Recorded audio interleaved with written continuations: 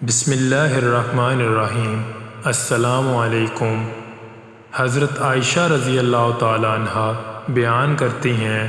رسول اللہ صلی اللہ علیہ وآلہ وسلم نے فرمایا، 6 قسم کے لوگوں پر میں نے لعنت کی اور اللہ نے بھی ان پر لعنت کی، اور ہر نبی کی دعا قبول ہوتی ہے۔ اللہ کی کتاب میں اضافہ کرنے والا، اللہ کی تقدیر کو جھٹلانے والا،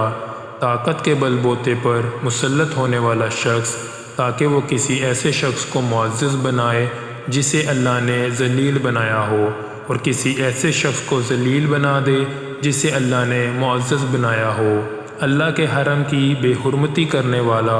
میری اولاد کی بے حرمتی کرنے والا، اور میری سنت کو ترک کرنے والا۔ حضرت ابو موسیٰ رضی اللہ عنہ بیان کرتے ہیں، میں نے رسول اللہ صلی اللہ علیہ وآلہ وسلم کو فرماتے ہوئے سنا،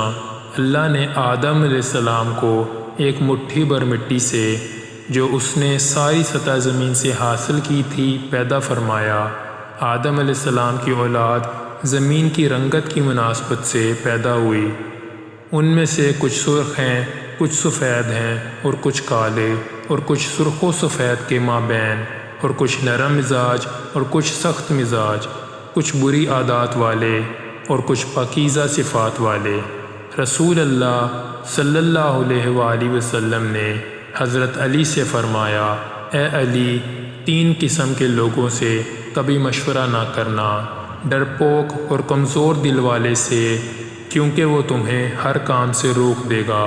کنجوس سے کیونکہ وہ تمہاری حوصلہ شکنی کرے گا، لالچی انسان سے کیونکہ وہ تمہیں راہ خدا میں خرچ کرنے سے منع کرے گا۔